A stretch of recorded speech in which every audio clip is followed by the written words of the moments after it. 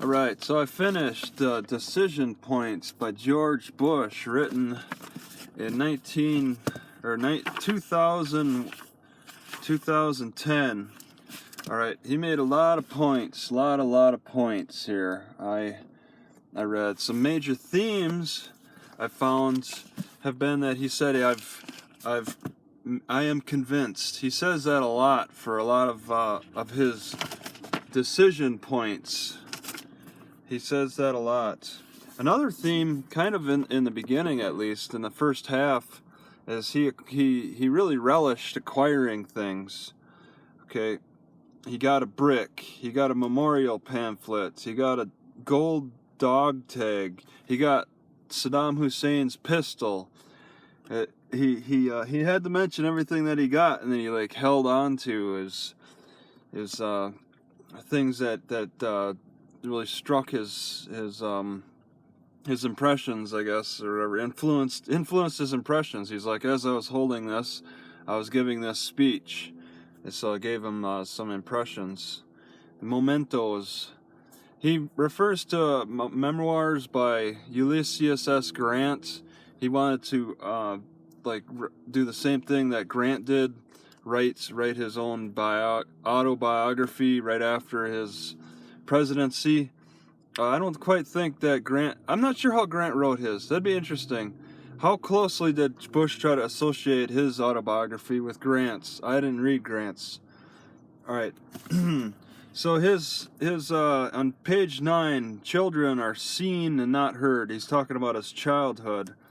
On page 18, talks about general rule: when a senior advisor is waiting to meet the president's chopper, it's not to deliver good news. And he talks about how Dan Rather aired some fake news about Bush. Bush has a lot of problems with the media, and Dan Rather got fired for airing the fake news. The Harvard is called the West Point of Capitalism on page 22. On 43, we got something about loyalty. No question he was smart, no doubt he had experience. I wanted to know if he was loyal. All right. And he was talking about Lee Atwater. On page 44, he was talking about, I think it was, his dad running for president, and he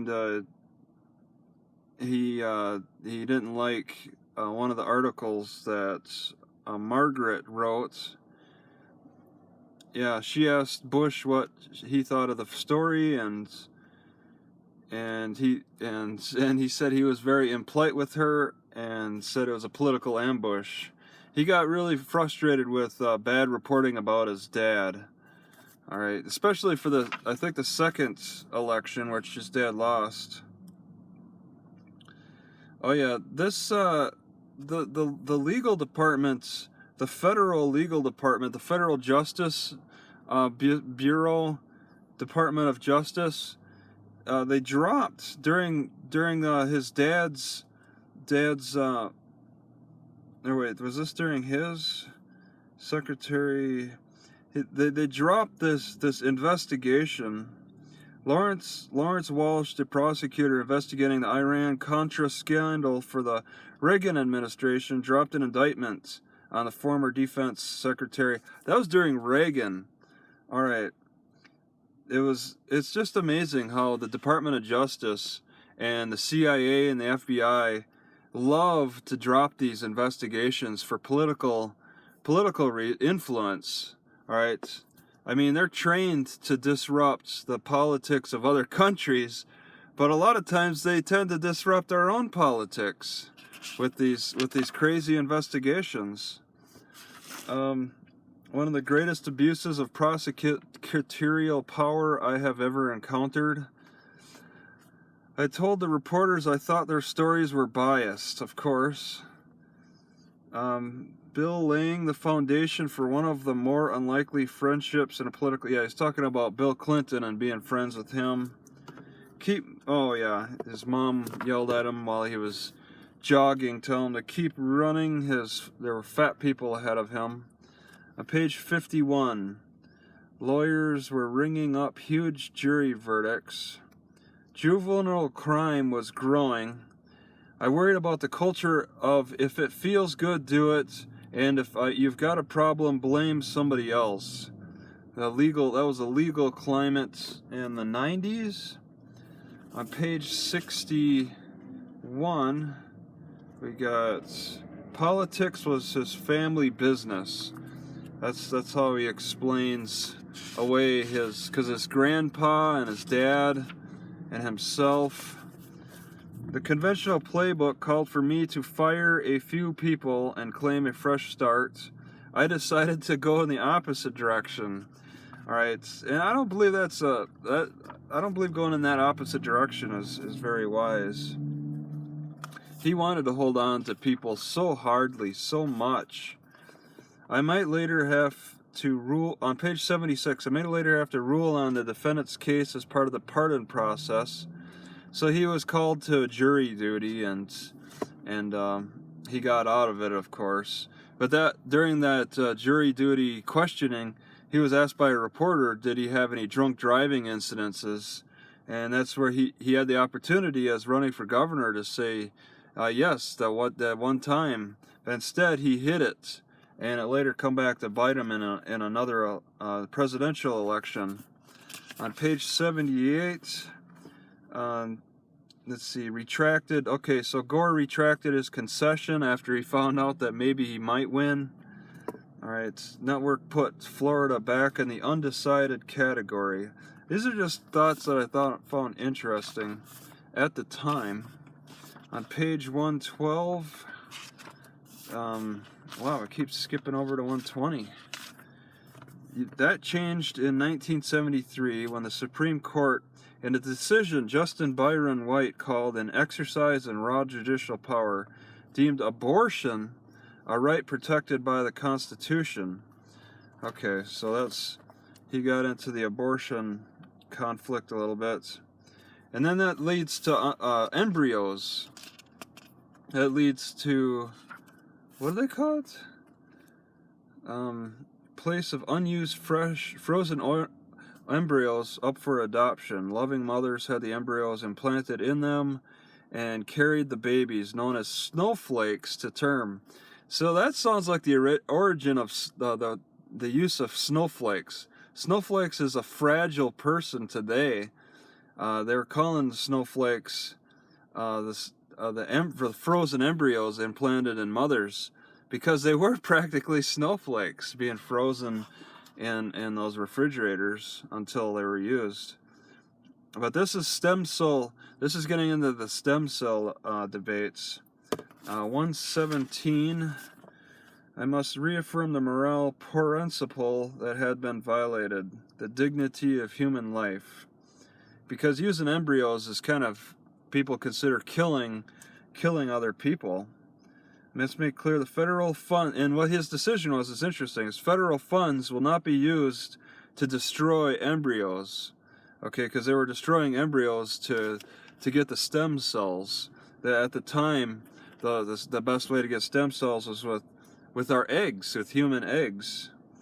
And there was a lot of ethical debates about that on 117. 121, those who base decisions on principle, not some snapshot of public opinion, were often vindicated over time. So he stuck with his principles. I am convinced, and that's his principles. I don't know how he exactly got convinced, but he definitely he stuck by a lot of bad decisions. Okay, there's a lot of pictures in here. Okay, I want to get to 155. Oh, I see. Okay. John Adams signed the Alien and Sedition Acts, which banned public dissent. Okay, Abraham Lincoln suspended habeas corpus during the Civil War. Franklin Roosevelt ordered Japanese Americans interned during World War II. When I took the oath of office, I swore to preserve, protect, and defend the Constitution. My most solemn duty, the calling of my presidency, was to protect America within the authority granted to me by the Constitution. So he's talking about people who debate during time of war. You had to you had to suppress some groups during time of war, and of course after 9/11 was time of war. So after had to harden our nation's defenses, we increased security at seaports, bridges, nuclear plants, and other vulnerable infrastructure, and that security is still going on today. All right. So 163. Well, Lincoln wiretapped telegraph machines during the Civil War. Woodrow Wilson ordered interception of virtually every telephone and telegraph message going into or out of the United States during World War I. Franklin Roosevelt had allowed the military to read and censor communications during World War II. And Bush approved the terrorist surveillance program. I knew that the Kennedy brothers teamed up with J. Edgar Hoover to listen illegally to conversations with people such as Martin Luther King. So, yeah, he was definitely listening in, and they had a lot of broad authority. During the waterboarding, one guy thanked him because he had to resist interrogation only up to a certain point. So once he got to that threshold, then he was willing to rat on his brothers. So yeah, now this is interesting with Comey and Mueller. During Bush's reign, they threatened to quit, but during Trump's reign, people are like trying to protect their jobs and saying their jobs are sacred and you can't just fire them. But during Bush, these guys actually threatened to quit. That's just it's amazing how they've taken like such a turn there. Okay, 176. Oh, there's a lot that I didn't quite pinpoint. Talking about a guy named Mike. I'll skip it. Companies that had agreed to do their patriotic duty to help the government keep America safe deserve to be saluted, not sued. Yeah, so the telecommunications companies were helping for the Patriot Act with the surveillance, and Bush says that those telecommunication companies need to be saluted for allowing the government to listen in on our conversations rather than sued. On page 180, the case of the TSP and the CIA program, the risk of exposing operational details to the enemy was one I could not take until we had a better handle on the security situation. He never got a better handle on the security situation his whole presidency. He was secretive. That's another theme, actually, that came out of this book, was just his need to hide information. Wait till after the elections. Don't let the public know, because it'll upset him. He had to hide so much. The transparency just... because he didn't want the terrorists to know. So the transparency was just insane. They gave me a brick. Yeah, that's the one. Afghan girls back to school. See, he's seen like how Afghan girls returned to school and laid the foundation for democratic society to emerge. Sending girls to school is democracy? Well, what about during our revolution, the American Revolution in the late 1700s? I think women were pretty suppressed back then. I don't know if women were going. Maybe women were going to school in the late 1700s. But yeah, I mean, of course, opening up more opportunities for women is gonna help a better society. But does a better democracy specifically? I suppose it does. Yeah. On page 207, we took the lead in training a new Afghan national army. Germany focused on training the national police. Great Britain adopted a counter-narcotics mission. Italy worked to reform the justice system. Japan launched an initiative to disarm and demobilize warlords and their militias. I find that amazing. I'd like to learn more about that. Japan demobilized warlords. What is Japan? What skills does Japan have to bring about demobilizing Afghanistan warlords? On 2011, multilateral approach to rebuilding. Okay, so Germany took the initiative to. So this is like all Iraq stuff. I think this is all after attacking Iraq and then bringing in the. Or no, this is more Afghanistan. The German initiative to build the national police force had fallen short. The Italian mission to reform the justice system had failed. The British-led counter-narcotics campaign showed results. The Afghan National Army had improved. Yeah, the multilateral approach, not just U.S. going in and trying to fix them.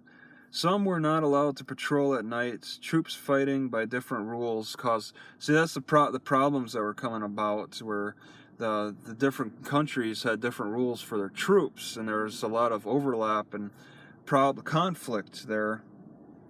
Loose border. Al-Qaeda and Taliban forces fleeing into loosely governed tribal provinces of Pakistan. Sent special forces across the border. That was a debate. They didn't want to do that, but Al-Qaeda was jumping the border for safety. Afghanistan, you have to understand, the mountains are gigantic and rugged. Terrain is harsh and bare. The landscape feels desolate and forbidding. Yeah, I think it's similar to the northern parts of Idaho myself, and probably some parts of Montana and Washington as well. That was 219. On 224, the only logical conclusion was that he had something to hide. Of course, Bush has a lot to hide, so of course Saddam Hussein has got a lot to hide. It's only clear that it's a manifestation of Bush's own habits. That was 224. 228. Raped political opponents. So Saddam Hussein would sexually rape his political opponents, apparently. We need names. Who got raped? I believe the death penalty, which when properly administered, could save lives by deterring crime. Yep. Texas hangs a lot of people. 234. It was hard to think for anything more insulting than being compared to Hitler by a German official. 240. Oh, Saddam's defiance was a threat to the credibility of the institution. When we tell him to leave and stop the nuke program, he's like, make me. But I was angry that Brent had chosen to publish his advice in the newspaper instead of sharing it with me. One of his buddies wouldn't tell him directly. It had gone straight to press.